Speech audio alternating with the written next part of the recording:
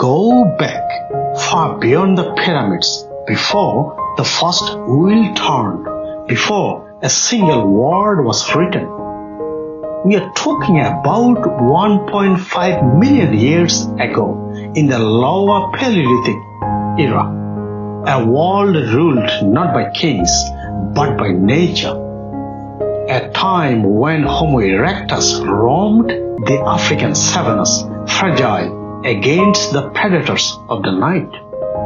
When the sun vanished beyond the horizon, a different world emerged, one of howls, cold winds, and unseen dangers. There was no fire, no protection, no cooked food, just stone tools, raw roots, and darkness. But the earth, in her fury, offered a gift. A storm cracked the sky, lightning struck an old tree, and for the very first time, flames danced upon the earth. A wildfire blazed, terrifying, untouchable. It scorched forests, scattered animals, and turned night into a glowing red theater of destruction. Our ancestors didn't run. They watched. To them, it must have seemed like a god descending, light without sun, heat without life. It wasn't an invention. It was a mystery wrapped in destruction and wonder. That moment, around 1.4 to 1.2 million BCE, recorded in burned bones and charcoal at sites like Kabi Fora in Kenya, was our first contact. When the fires died, something stirred within those ancient humans. In the ashes, glowing embers pulsed like dying stars. A child, maybe trembling, reached for a still burning stick. That moment wasn't just survival, it was the beginning of stewardship. They didn't create fire, they kept it alive. They wrapped embers in dry moss, stored them in hollowed stones, guarded them in caves.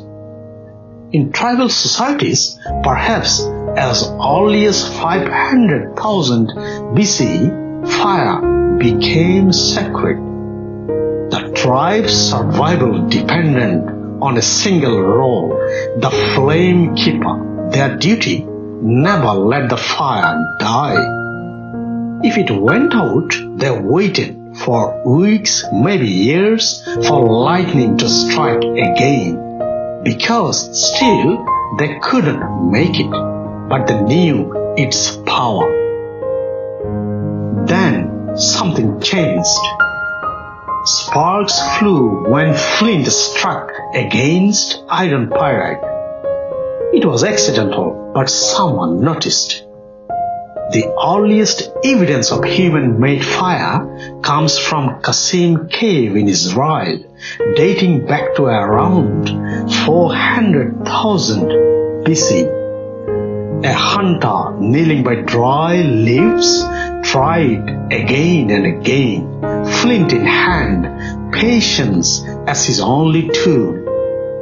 And then smoke, a glow, a flame, fire, not from the sky, but from his own hands. Two revolutionary techniques were born. Percussion method, flint against pyrite, tiny sparks igniting dried grass. Friction method, a spindle stick twisted in a fireboard. Heat from speed until smoke turned to fire. That wasn't chance. It was the dawn of human imagination and technology. With fire, we did more than survive. We changed.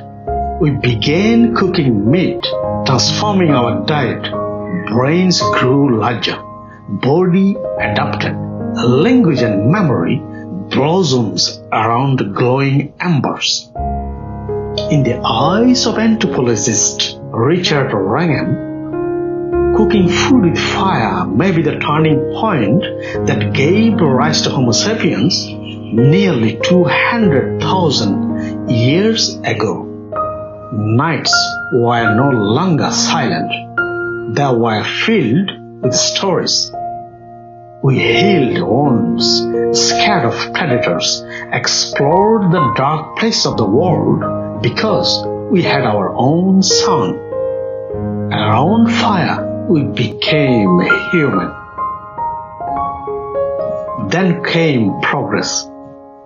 By 7000 BC, fire hardened clay into pottery. By 3000 BC, it smelted copper, birthing the Bronze Age. By 1200 BC, fire forged iron, ushering in the Iron Age. Civilizations grew because of fire. Mesopotamians used cleans to make bricks. Egyptians melted sand to make glass. Chinese alchemists discovered gunpowder with fire at its core. Later, in the 18th century, we turned boiling water into steam power. The Industrial Revolution began. Fire was no longer just heat. It became engine, weapon, builder. Every leap forward was lit by a flame. Today, we barely notice it. Electricity hides it behind walls. Stoves mask it with glass, but it's there. In every light bulb is the idea of fire. In every spark plug, a flicker of that ancient flame. Birthday candles, bonfires, incense at temples. These are echoes of our ancestors' reverence. That flame they carried across savannas, we still carry it. In lighters, in engines, in the warmth of our homes. We have hidden it, but we have never forgotten. So, next time you strike a match, pause. You are holding the same force that lit by the first cave, that cooked the first meal, that protected the first child. Fire wasn't just discovered, it was earned through terror, curiosity, and brilliance. It was humanity's first invention, and its mystery still burns in every heart, every force, and every soul seeking light in the darkness.